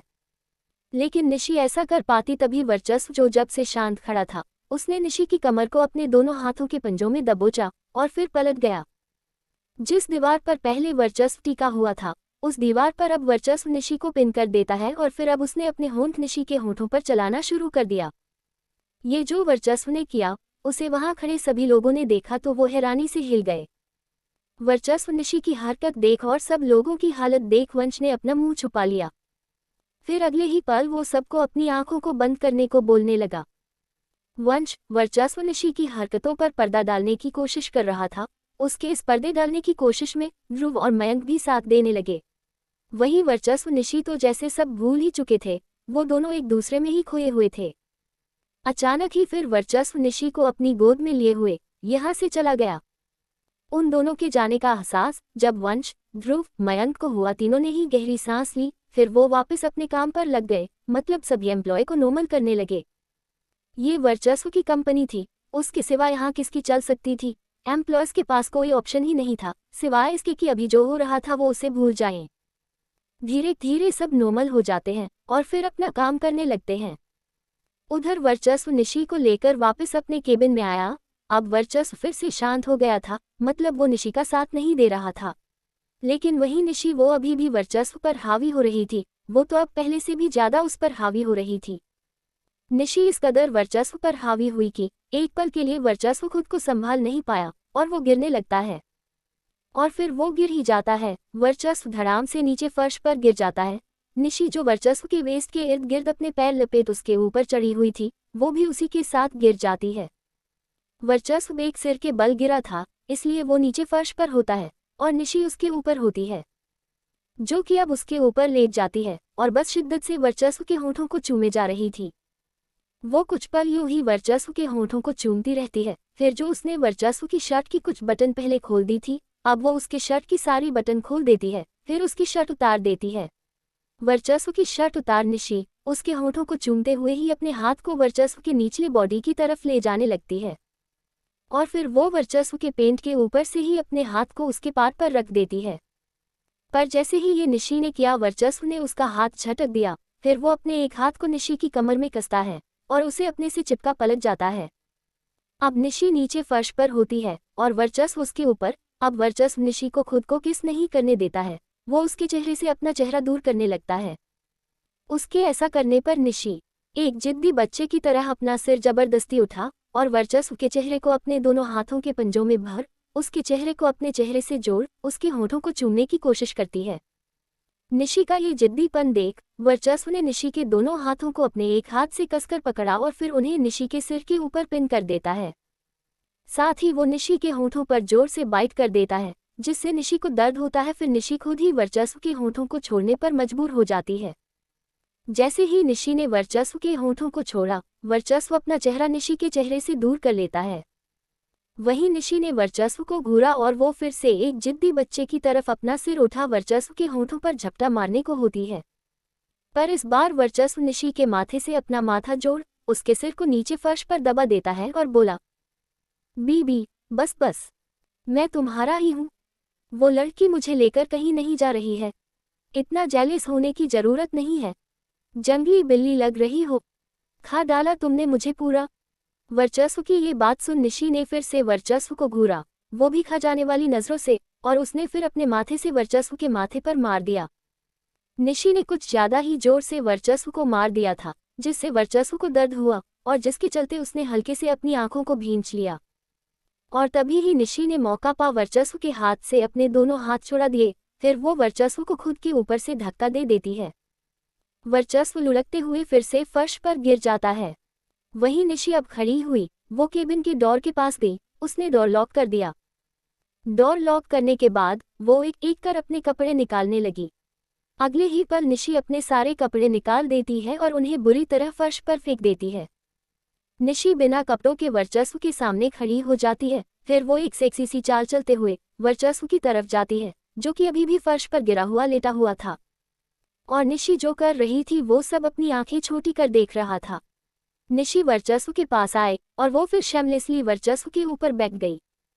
वो उसके ऊपर बैठ एक नज़र वर्चस्व के चेहरे की तरफ देखती है। फिर उसने वर्चस्व के दोनों हाथों को पकड़ा और उसके पंजों को अपने सीने के उभारों पर रख दिया। निशी ने ऐसा किया तो वर्चस्व, जो अपनी आंखें छोटी कर निशी की हरकतों को देख रहा था, उसने थोड़ी गहरी सांस ली। फिर बोला, बीबी मत करो, तुम जानती हो मैं खुद को रोक नहीं पाता हूँ। हम कुछ घंटे पहले ही इंटीमेट हुए हैं, अब और करना तुम्हें हट कर जाएगा। वर्चस्व की इन बातों पर निशी ने कुछ रिएक्ट नहीं किया। उसने जो वर्चस्व के हाथ अपने सीने के उभारों पर रखे थे, वो खुद से ही उसके हाथों को उन पर प्रेस करने लगती है, उन्हें सहलाने लगती है। ऐसा करते हुए ही निशी वर्चस्व के चेहरे की तरफ झुकी। वो वर्चस्व के कान के पास अपना चेहरा ले गई और उसके कान में एक सेक्सी सी आवाज में बोली, मुझे हट कर दो हबी, उस हद तक कर दो मैं सब कुछ भूल बस तुम्हारा ही नाम लूं। लेट्स गेट इंटीमेट हबी। निशी बस इतनी ही बातें बोल वर्चस्व के कान को अपने दांतों लेते हुए अब उन्हें चबाने लगती है। धीरे धीरे निशी फिर से हावीपन वाले रूप में आने लगती है। वो वर्चस्व के कान से फिर वर्चस्व की बॉडी को चबाने लगती है। वो ऐसे ही वर्चस्व की बॉडी को चबाते हुए उसके वेस्ट तक गई, जहां वो अपने दांतों से वर्चस्व की बेल्ट खोलने लगती है। निशी की ये हरकत देख वर्चस्व ने फिर से एक गहरी सांस ली और वो इससे आगे निशी को बढ़ने नहीं देता है। उसने निशी का हाथ पकड़ा और उसे अपने ऊपर खींच लेता है, फिर पलट जाता है। एक बार फिर निशी फर्श पर होती है और वर्चस्व उसके ऊपर, जो कि ज्यादा देर अब निशी के ऊपर रहता नहीं है। वो उठ खड़ा होता है। फिर उसने फर्श पर पड़ी निशी को अपनी बाहों में उठा लिया। वो निशी को ले हुए केबिन से लगे रूम की तरफ अपने कदम बढ़ा देता है, साथ ही बोला, चलो मैं तुम्हारी ये बॉल्डनेस दूर करता हूँ। वर्चस्व ने ये बात निशी के चेहरे को घूरते हुए कही थी। वैसे तो हमेशा वर्चस्व के घूरने से निशी डर जाती है, पर अभी वो डरती नहीं है, बल्कि वो मुस्कुरा देती है। वर्चस्व निशी को रूम में लेकर आया, जहां वो निशी को बेड पर हल्के पटकने जैसा छोड़ देता है। निशी उछलते हुए बेड पर लेट जाती है। वर्चस्व ने एक नज़र निशी को देखा, जो कि बिना किसी कपड़े के शेमलेसली अब बेड पर लेटी हुई थी। निशी को एक नज़र देख वर्चस्व अपनी पेंट निकालने लगा। फिर वो भी बिना किसी कपड़ों के हो जाता है और फिर बेड पर निशी के ऊपर आ जाता है। निशी के ऊपर आ वर्चस्व अपनी बॉडी का भार निशी के बदन पर प्रेस करता है और अपने एक हाथ से हल्के से निशी का जबड़ा पकड़े हुए बोला, अब फिर से बोलो तुम, क्या चाहिए तुम्हें? निशी बिना किसी झिझक के बोली, मुझे हट कर दो हबी, उस हद तक कर दो मैं सब कुछ भूल बस तुम्हारा ही नाम लूं। लेट्स गेट इंटीमेट हबी। निशी ने वही सारी बातें दोहरा दी जो अभी थोड़ी देर पहले उसने कही थी। उसकी इन बातों को सुन वर्चस्व ने थोड़ा सा निशी को घूरा, फिर उसने अपने होंठ निशी के होंठों से जोड़ दिए और सीधा उसने अपनी जीभ को निशी के मुंह में डाल उसके मुंह को एक्सप्लोर करने लगा। जब वर्चस्व ने उसके मुंह का पूरा टेस्ट ले लिया, फिर वो निशी के होंठों को पेशनेटली चूमने लगा। साथ ही वो उसके होंठों पर बोला, get ready to scream my name बीबी। इसी बात के बोलते ही वर्चस्व जोर से निशी के होंठों पर बाइट कर देता है और निशी इसी पल चीख उठती है। आह! उसकी ये चीख सुन वर्चस्व और उसके होंठों को बाइट करता है। फिर वो अपने हाथ से निशी के बटन को छूने लगता है। वो उसके बदन को छूते हुए अपना हाथ उसके पैरों के बीच ले जाता है। वो वहां निशी को सहलाने लगा। निशी का बदन पूरा तन सा गया। फिर वो अपनी फिंगर निशी में प्रेस करने लगा। निशी सिसकारियां लेने लगी। आह! हबी! वर्चस्व ने अपनी फिंगर की गिनती बढ़ा दी। उसी के साथ ही निशी की सिसकियां भी बढ़ गई और कुछ देर बाद वर्चस्व निशी में समा गया। वो निशी के साथ इंटीमेट होने लगा। एपिसोड 207। वर्चस्व निशी के साथ इंटीमेट हो रहा था। वहीं निशी वर्चस्व का नाम लेते हुए थकती नहीं है। वर्चस्व हबी! वर्चस्व वैसा ही निशी के साथ इंटीमेट हो रहा था जैसा निशी चाहती थी। वर्चस्व जितना वाइल्ड होता, निशी उतना ही वर्चस्व का नाम लेती, आहे भरती। और निशी का यूं एंजॉय करना वर्चस्व को और बढ़ावा देता है।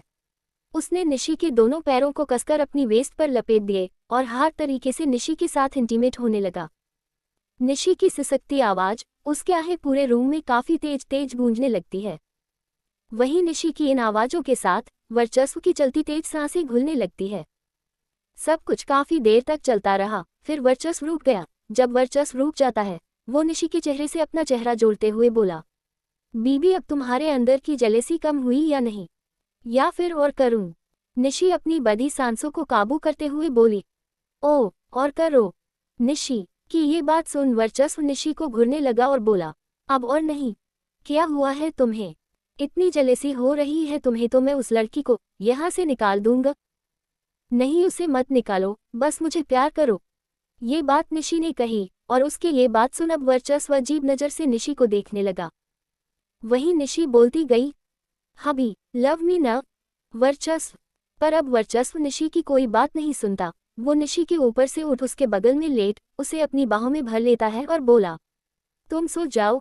वर्चस्व की ये बात सुन अब निशी वर्चस्व को घूरने लगी और बोली, तुम्हें जब प्यार आता है तुम कर लेते हो, मुझे आता है तो सुला देते हो। वर्चस्व को निशी के घुरने और उसकी बात से कोई फर्क नहीं पड़ता है। वो निशी को खुद में जकड़ लेता है और उसे जबरदस्ती सुलाने लगता है। वहीं निशी इसके बावजूद भी शांत नहीं रहती है। वो अपनी नोटी हरकतें शुरू कर देती है। वो वर्चस्व के चेस्ट को अपने मुंह में भर उन्हें चूसने लगती और अपने हाथ को सेक्सुअल तरीके से वर्चस्व के बेक पर चलाने लगती है।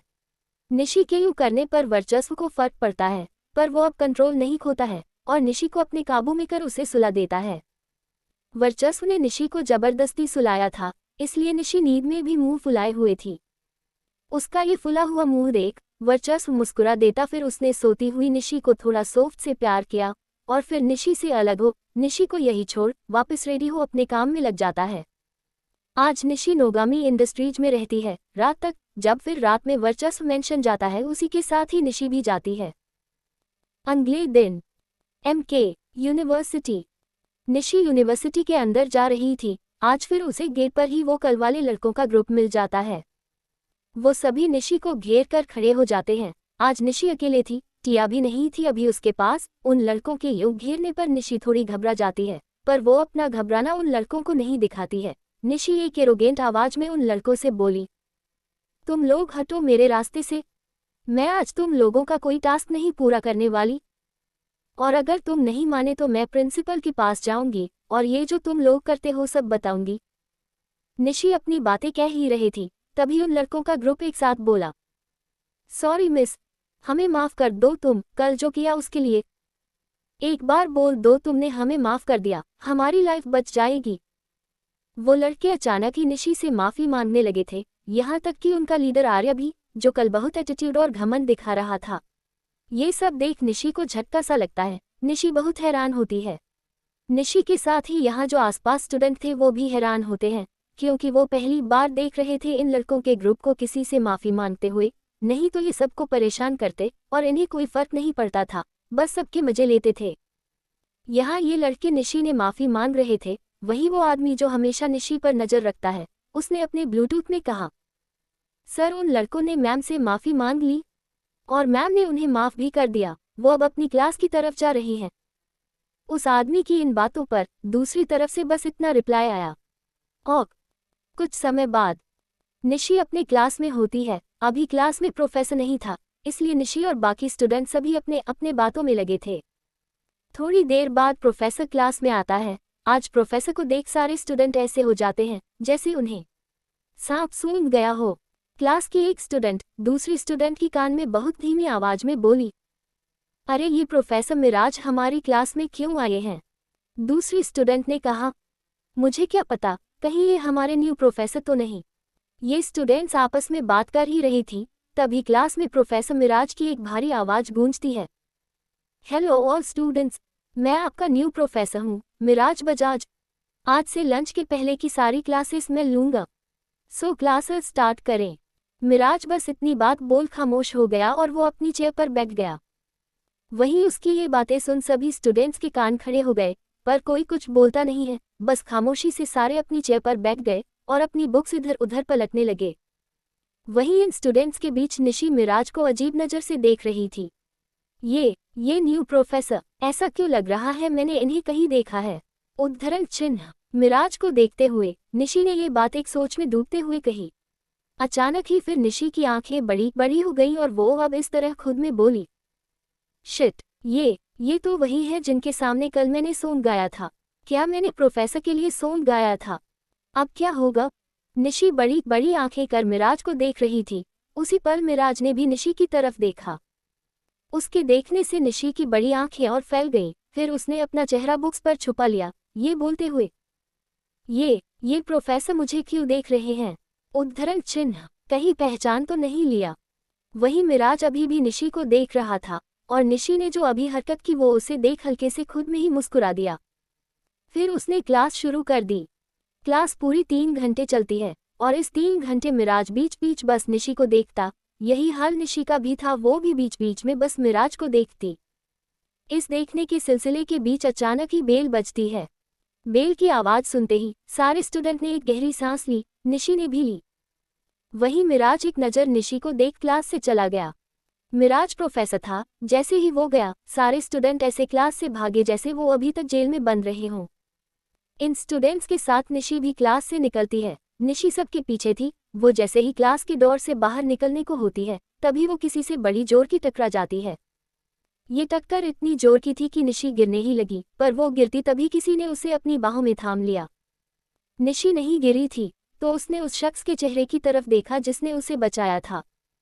निशी ने जब उस शख्स का चेहरा देखा तो उसकी आंखें बड़ी बड़ी हो गईं।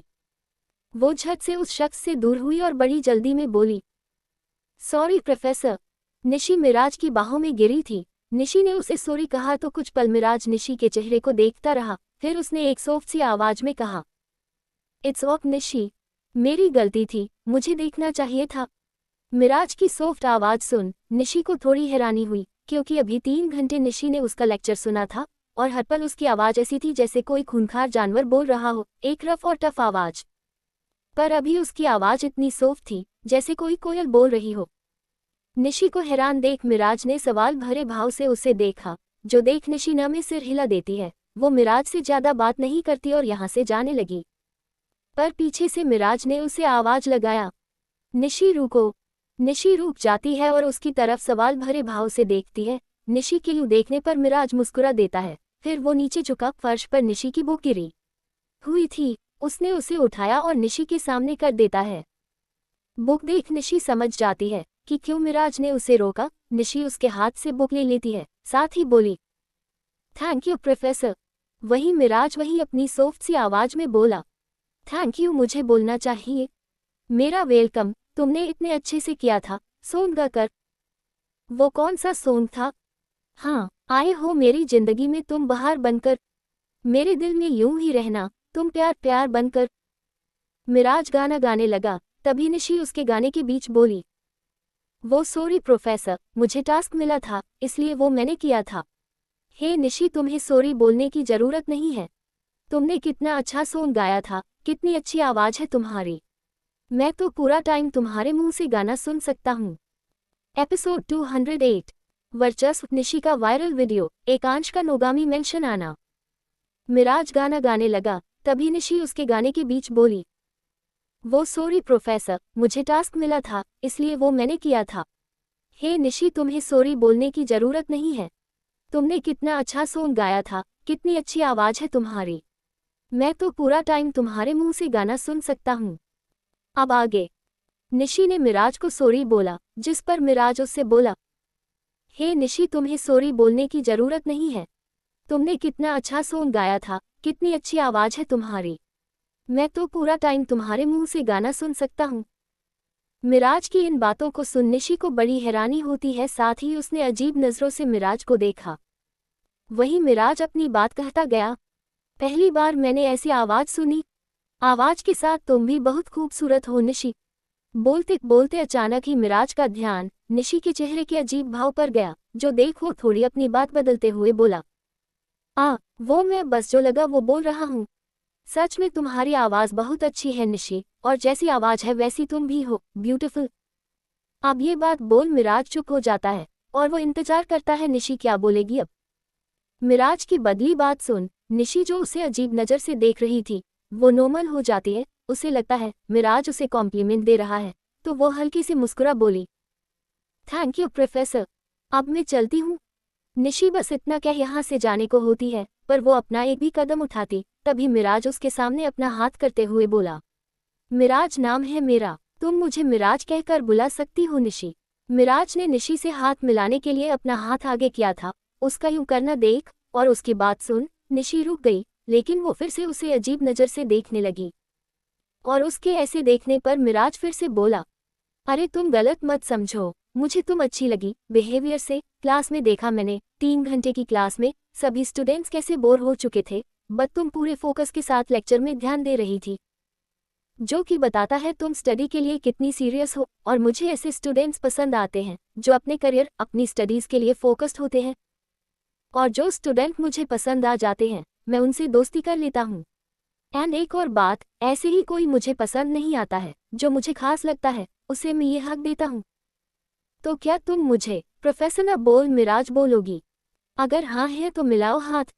मिराज की इतनी सारी बातों को सुन निशी कुछ पल खामोशी से खड़ी रही, फिर वो मिराज के चेहरे को देखती है। हैंडसम, शांत सा था उसका चेहरा, और वो अभी अपने होठों पर एक सॉफ्ट सी मुस्कान लिए हुए निशी को देख रहा था। उसको देख अब निशी कुछ पल उसके चेहरे को देखती रही, फिर वो मिराज ने जो अभी भी उसके सामने अपना हाथ किया हुआ था, निशी हल्की से उसके हाथ से अपना हाथ मिला बोली, मिराज।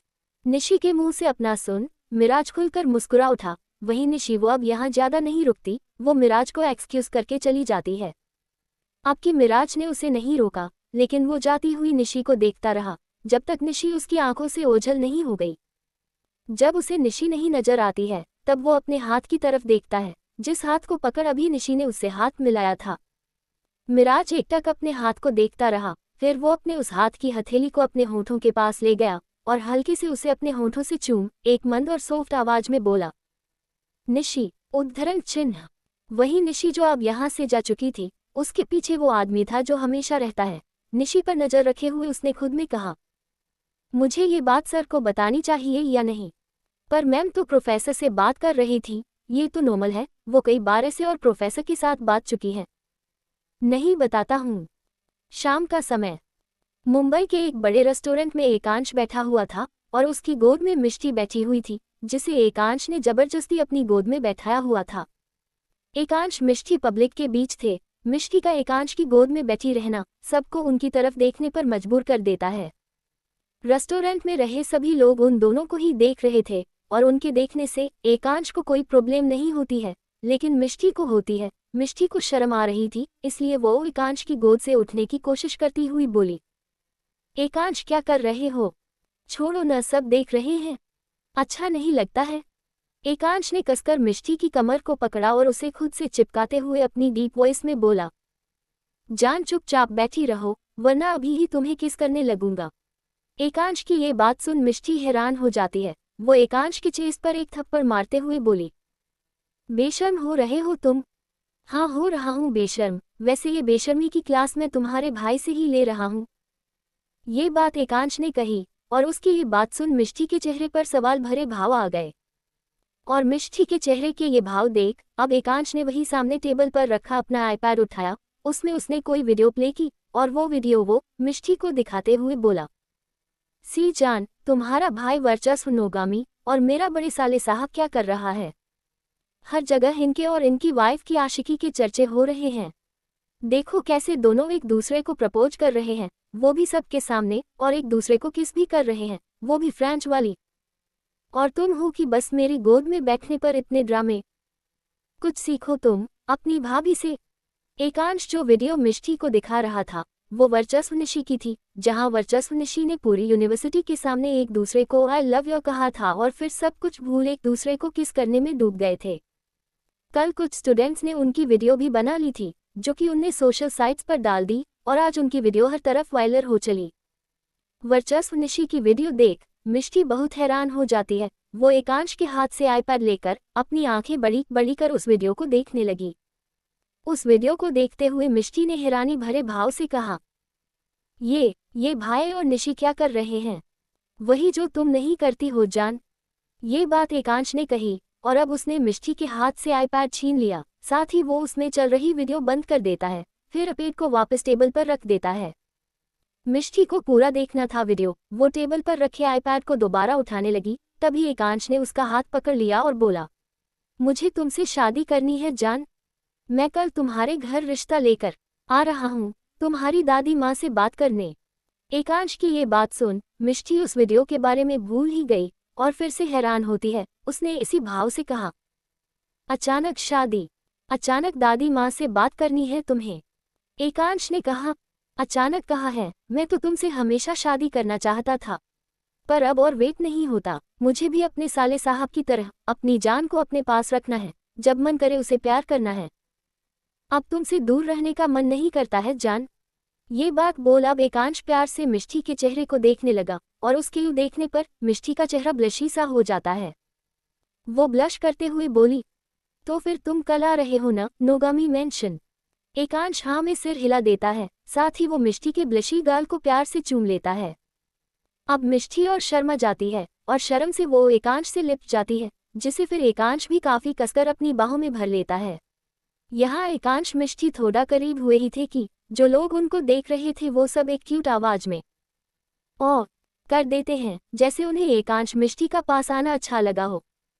अगले दिन नोगामी मेंशन हॉल में सोफे पर एकांश एक रॉब से बैठा हुआ था। उसके पीछे 6-7 आदमी सूट बूट पहनकर खड़े थे, जिनके हाथ में थाल थी और उन थाल में तरह तरह के सामान थे, किसी में फ्रूट तो किसी में ड्राई फ्रूट्स तो किसी में ज्वेलरी। एकांश के सामने दादी माँ बैठी हुई थी, उन्हीं के साथ स्वाति जी भी बैठी हुई थी। वहीं निशी खड़ी थी, जिसके पीछे छुपकर मिष्टी खड़ी हुई थी और मिष्टी के पीछे वंश खड़ा हुआ था।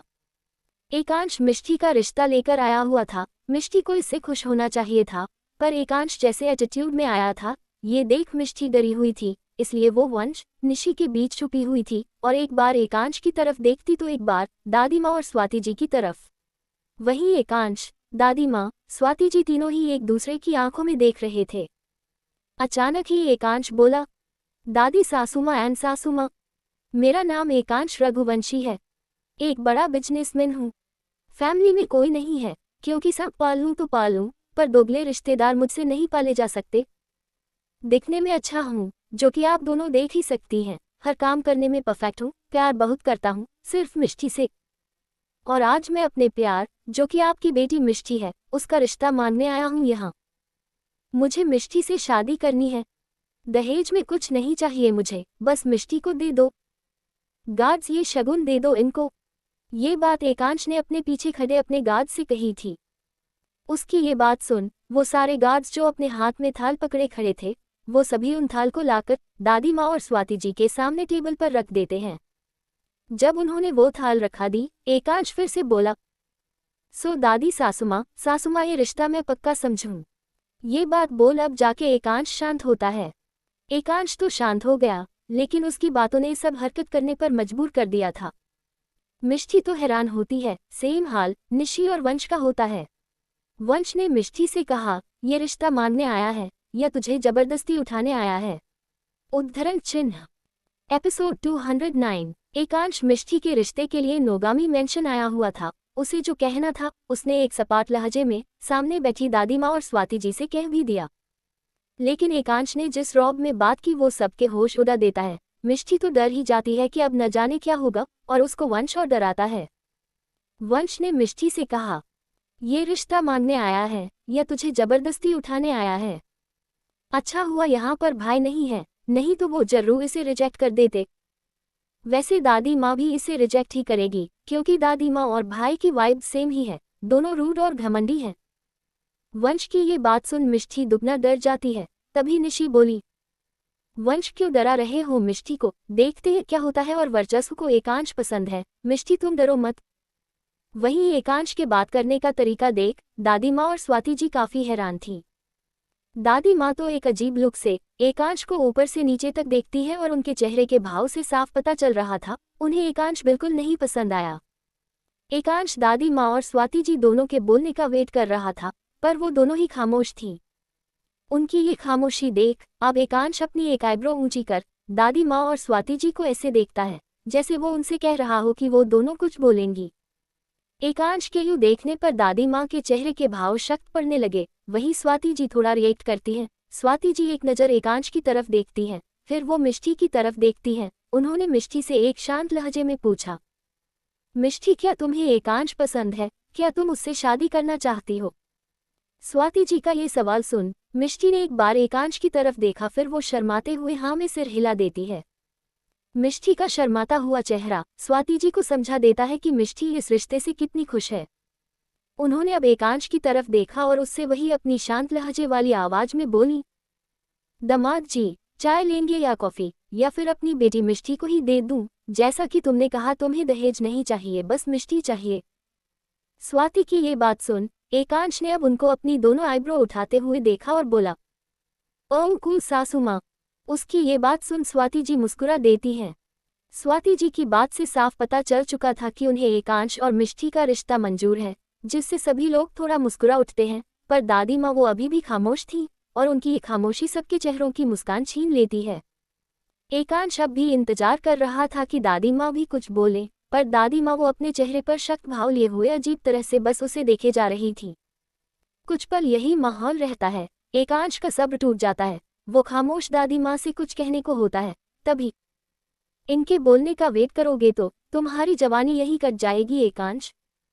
तुम्हें मिष्टी से शादी करनी थी तो उससे शादी कर लेते, फिर आते यहाँ। क्योंकि यहाँ के लोग इजाज़त मंगाने पर हाँ नहीं बोलते हैं, उल्टा हमारी खुशियों पर ग्रहण बन जाते हैं। ये बात बोलते हुए वर्चस्व सीढ़ियों से उतरते हुए हॉल में आता है जहाँ सब थे। एक तो माहौल पहले ही अजीब था और अब वर्चस्व भी आ गया, और वो ऐसी बात बोलते हुए आया जो कि दादी माँ को बुरी तरह चुभ जाती है। दादी माँ ने वर्चस्व को घूरते हुए देखा और अब वो अपनी खामोशी तोड़ बोली, वर्चस्व तुम्हें लगता है मैं तुम सबकी खुशियों पर ग्रहण लगाती हूँ? उद्धरण चिन्ह। वर्चस्व अपनी आंखें रोल कर देता है। वो दादी माँ की तरफ देखता भी नहीं है। उसका ये रवैया देख दादी माँ ने अपनी मुट्ठी भींच ली। फिर वो एकांश से बोली, मैं कल ही पंडित जी को बुलाती हूँ और तुम्हारी और मिष्टी की शादी के लिए शुभ मुहूर्त निकलवाती हूँ। दादी माँ ने जैसे ही ये बात बोली वर्चस्व को छोड़ सबको झटका लगता है, खासतौर पर स्वाति जी, वंश, मिष्टी, निशी को। क्योंकि अभी तक दादी माँ किसी खूंखार शेरनी की तरह खामोश थी और अचानक उन्होंने ये बात कह दी जैसे वो कब से एकांश और मिष्टी के रिश्ते के लिए राजी रही हों। इस लगे झटके में वंश ने फिर से मिष्टी से कहा, मिष्टी भाई के आते ही तेरा रिश्ता तो चुटकी में पक्का हो गया, मुझे यकीन नहीं हो रहा। मिष्टी जो हैरान थी उसने कहा, मुझे भी नहीं हो रहा। वही दादी माँ अब एकांश से बात करने लगी जैसे उन्हें एकांश और मिष्टी की शादी में कितना इंटरेस्ट हो। दादी माँ बात एकांश से कर रही थी, लेकिन उनकी नज़र बार बार वर्चस्व पर जा रही थी, जो कि वहीं अपने हाथों को फोड़कर अपने औरा में खड़ा था। ये बातें चलती गईं, मिष्टी की शादी पूरी तरह से फिक्स हो जाती है, जिससे एकांश मिष्टी खुश होते हैं, बाकी सब भी होते हैं, लेकिन अब वंश थोड़ा अजीब बिहेव कर रहा था। वंश इस अजीब भाव से अपने मन में बोला। मिष्टी की तो शादी फिक्स हो गई, वो भी बिना किसी प्रॉब्लम के। उद्धरण चिन्ह। और मेरा क्या, मेरी शादी मेरी नंदू के साथ कैसे होगी? क्या दादी माँ और बड़ी माँ मेरी और नंदनी की शादी के लिए मानेंगी? क्या वो रुद्र को एक्सेप्ट करेगी? क्या करूं मैंने नंदू से प्रॉमिस किया है और रुद्र से भी कि हम तीनों जल्द साथ रहने लगेंगे। पर कैसे? क्या मुझे दादी माँ और बड़ी माँ से बात करनी चाहिए? उद्धरण चिन्ह। क्या मैं अभी ही उनसे बात कर लूं? सब लोग हैं अभी और भाई भी हैं। अपने मन में इन बातों को बोल वंश खुद में ही उलझा हुआ खड़ा था, लेकिन फिर अचानक ही वो सबके बीच गया और दादी माँ स्वाति जी से बोला, दादी माँ, बड़ी माँ, मुझे भी शादी करनी है उस लड़की से जिससे मैं प्यार करता हूँ। वंश ने बिना ज्यादा डरे डायरेक्ट ही शादी की बात कह दी। मिष्टी, एकांश, वर्चस्व, निशी इन्हें पता है वंश किससे शादी करना चाहता है, इसलिए वो ज्यादा रिएक्ट नहीं करते, पर दादी माँ और स्वाति जी के लिए ये शॉकिंग था।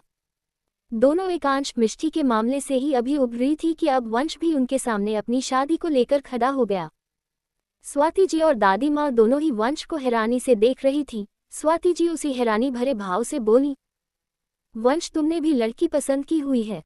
स्वाति जी के इस सवाल पर वंश कुछ कहता, तभी दादी माँ अपनी चढ़ी हुई आवाज में बोली, अब उम्मीद भी क्या की जा सकती है? जब बड़े वही हरकत करते हैं तो छोटे तो करेंगे ही।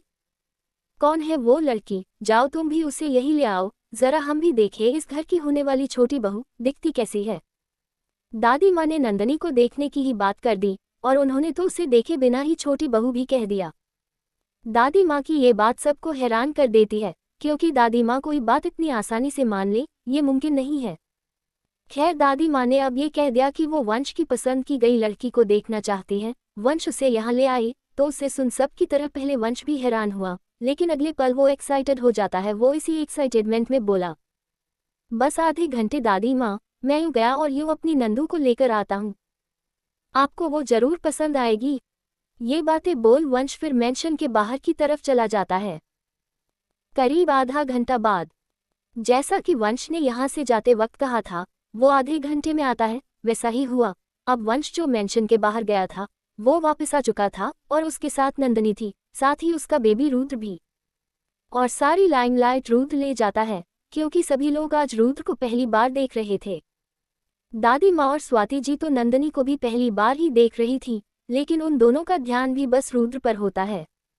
वंश बीच में था और उसके एक साइड नंदनी खड़ी थी और उसके दूसरे साइड रुद्र था, जिसने वंश का हाथ काफी हक से पकड़ा हुआ था। रुद्र का वंश का हाथ इतने हक से पकड़े रखना दादी माँ और स्वाति जी को दोनों को अजीब लगता है और दोनों ही अपनी अजीब नज़र रुद्र पर टिका देती हैं। वंश उन दोनों के साथ आकर सबके बीच खड़ा हो जाता है। उसने एक नज़र सबकी तरफ देखा, वर्चस्व, निशी, मिष्टी, एकांश जो कि नॉर्मल भाव से ही खड़े थे। फिर वंश दादी माँ और स्वाति जी की तरफ देखता है, जो कि अपने चेहरे पर कई सवालों के भाव लेकर खड़ी थी। उनके चेहरे के ये भाव देख वंश एक पल के लिए थोड़ा सा कमजोर पड़ जाता है कि कैसे वो नंदनी के साथ रुद्र का सच उन दोनों को बताएगा। थोड़ी देर वंश ऐसे ही खड़ा रहता है, फिर वो थोड़ी गहरी सांस ले दादी माँ और स्वाति जी से नंदनी की तरफ इशारा कर बोला, दादी माँ, बड़ी माँ, ये नंदनी है जिससे मैं प्यार करता हूँ और उसी से मैं शादी करना चाहता हूँ। वंश की इस बात पर दादी माँ और स्वाति जी दोनों ने एक नज़र नंदनी को देखा। हल्के रोजी कलर का सलवार सूट पहने हुए नंदनी बड़ी ही खूबसूरत लग रही थी, लेकिन रुद्र का होना नंदनी की खूबसूरती दादी माँ और स्वाति जी का ध्यान अपनी तरफ ज्यादा नहीं कर पाता है। वो दोनों फिर से अपनी नजरें रुद्र पर टिका देती हैं, जो कि मासूमियत से वंश का हाथ पकड़े हुए सबको टुकुर टुकुर देख रहा था। दादी माँ और स्वाति जी की नज़र फिर से रुद्र पर देख वंश ने अब अपना थून कटक लिया। फिर वो रुद्र की तरफ इशारा करते हुए अब की थोड़ी धीमी आवाज में बोला, दादी माँ, बड़ी माँ, ये है रुद्र, नंदनी का बेटा, जो कि अब मेरा भी बेटा है।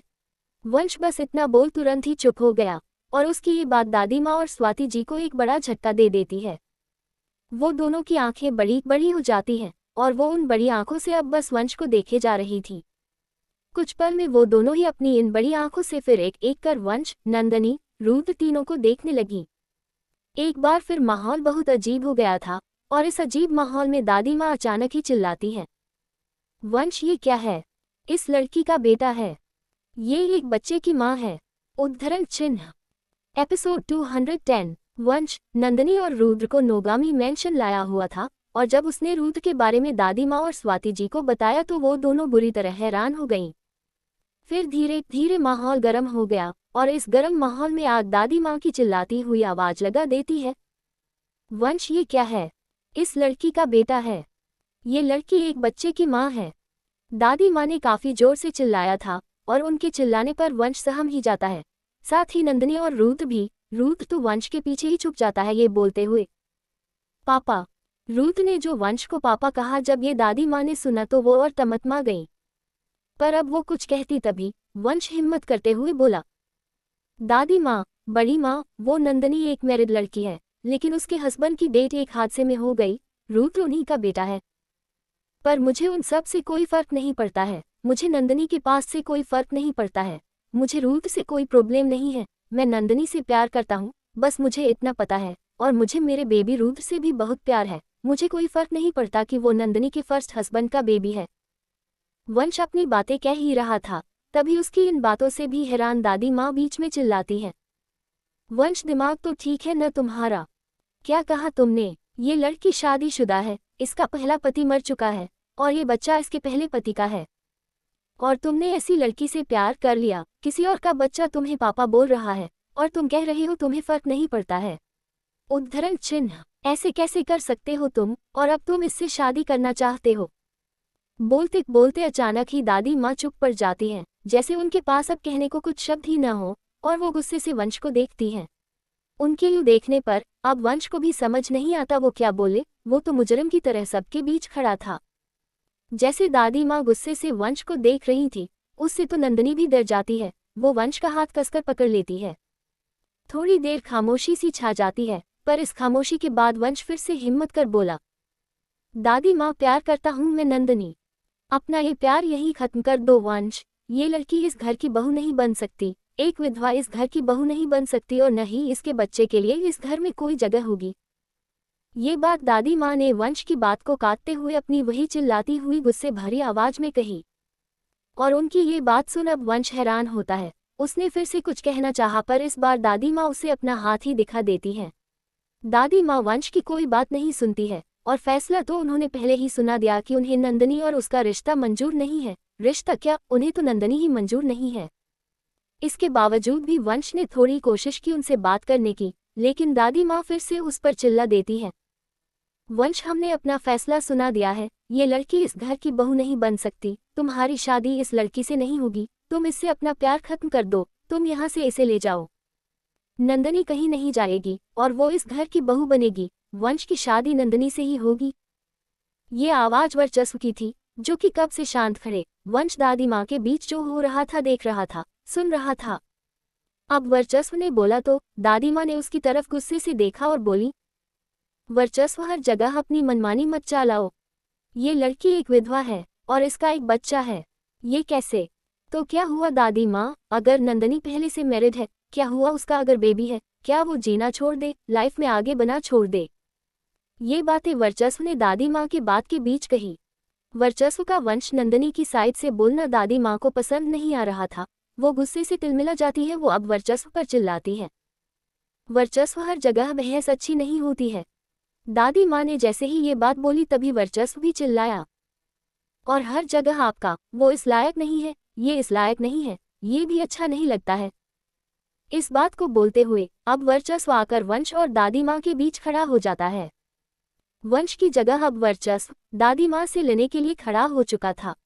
दोनों ही अपनी आंखों में गुस्सा भरे खड़े हुए थे, और इन दोनों को आमने सामने खड़े देख सबके रोंगटे खड़े हो जाते हैं। उन्हें ऐसा महसूस होता है फिर कोई बड़ी लड़ाई होने वाली है, और होता भी वैसा ही है। वर्चस्व और दादी माँ के बीच बहस होने लगती है। दोनों की गुस्से भरी आवाज पूरे हॉल में गूंजने लगती है। इस बहस का अंत तब होता है जब दादी माँ फिर चिल्लाती है, किसी की शादी नहीं होगी, न मिष्टी की न वंश की। कोई कितना भी बहस कर ले, लेकिन मेरा फैसला नहीं बदलेगा। ये बात बोल दादी माँ ने वर्चस्व को घूरा, फिर यहाँ से तुमतमाई हुई चली गई। आज दादी माँ ने वर्चस्व के आगे हार नहीं मानी, लेकिन वर्चस्व भी अपनी बात पर अड़ा हुआ था, और उसने वंश और मिष्टी दोनों की तरफ देखते हुए अपनी रौब वाली आवाज में कहा, तुम दोनों की शादी होगी, मैं भी देखता हूँ। कैसे ये तुम दोनों की शादी रोकती हैं? इसके बाद वर्चस्व ने यहाँ खड़ी निशी का हाथ पकड़ा और उसे अपने साथ ले जाते हुए यहाँ से चला गया। अब हॉल में स्वाति जी, मिष्टी, एकांश, वंश, नंदनी और रुद्र थे। वंश उदास सा खड़ा था। उसको यूं देख स्वाति जी उसके पास गई। उन्होंने एक नज़र नंदनी की तरफ देखा, जैसे शायद कुछ बोलने का मौका ही नहीं दिया गया, और सबने अपना फैसला सुना दिया। स्वाति जी ने वंश के कंधे पर हल्के से हाथ रखते हुए कहा, वंश, मुझे तो नंदनी पसंद आ गई है, और ये हमारा छुटकू पोता भी। स्वाति जी की ये बात वंश के कानों में गई तो वो सवाल भरे भाव से स्वाति जी को ऐसे देखता है जैसे वो उनसे पूछ रहा हो, क्या वो सच बोल रही हैं? वंश का ये सवाल शायद स्वाति जी समझ जाती है, तो वो फिर से बोली, ऐसे मत देखो, सच में मुझे मेरी छोटी बहू पसंद आ गई है, और तुम फिक्र मत करो, मैं बात करूंगी माँ जी। और वर्चस्व तो है ही तुम्हारे साथ, फिर डरने की तो कोई बात ही नहीं है। वंश से थोड़ा बात कर स्वाति जी नंदनी से बात करने लगी। फिर उन्होंने रुद्र से भी बात की, और फिर उन्होंने एकांश, मिष्टी से भी बात की, क्योंकि दादी माँ उनकी शादी भी जो कैंसिल करके जा चुकी थी। स्वाति जी ने बिगड़े माहौल को थोड़ा अच्छा करने की कोशिश की। रात का समय, दादी माँ के रूम में स्वाति जी आती हैं। दादी माँ बेड पर बैठी हुई थी। उनका चेहरा चढ़ा हुआ था, जिससे साफ पता चल रहा था दिन में हुई बातों का असर अभी भी उनके अंदर से गया नहीं है। स्वाति जी आकर दादी माँ के पास बैठ जाती हैं, और बैठते ही उन्होंने कहा, माँ जी, वंश और नंदनी की शादी के लिए मान जाए न? स्वाति जी ने बस इतना ही कहा कि तभी दादी माँ एकदम गुस्से से बोली, बहू, वर्चस्व की तरह आखिर तुमने भी बहस करना सीख ही लिया है, और मेरे खिलाफ खड़े रहना भी सीख लिया है। पहले तुम वर्चस्व निशी के लिए मेरे खिलाफ खड़ी हुई, और अब आज वंश नंदनी के लिए मुझसे बेहस करने आ गई। दादी माँ तो ऐसे स्वाति जी पर भड़क पड़ी जैसे वो बस इसी मूड में बैठी ही हुई थी। उनके यूं भड़कने पर स्वाति जी थोड़ा सहम जाती हैं, पर फिर वो बोली, और अब वो जो बात बोली उसे सुन दादी माँ को थोड़ा झटका लगता है।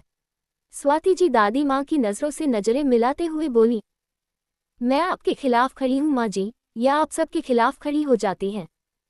आप हमेशा से ऐसी ही रही हैं। कई सालों पहले आपके इस खिलाफ वाली आदत की वजह से आपने मेरी लाइफ बर्बाद कर दी, और आज वही आप नंदनी के साथ कर रही हैं। नंदनी जैसा मेरा भी कुछ हाल था, और वंश की तरह मेरी लाइफ में भी कोई आया था जो मेरा हाथ थामना चाहता था, पर आपके उसूलों, आपके जिद ने सब खत्म कर दिया। लेकिन अब आप ये सब नंदनी साथ तो मत करो। विधवा है वो तो क्या हुआ? वंश जिसे उससे शादी करनी है, जब वो खुश है तो आप क्यों खिलाफ हैं? मान जाए, वरना अभी तो मैं आपके खिलाफ नहीं हूँ, पर अब हो जाऊंगी। ये आखिरी बात बोल स्वाति जी अब थोड़े गुस्से दादी माँ को देखती हैं, फिर वो यहाँ से चली जाती हैं। और उनका ये गुस्से से देखना और जो बातें वो बोलकर गई वो दादी माँ को हैरानी में डालकर रख देता है।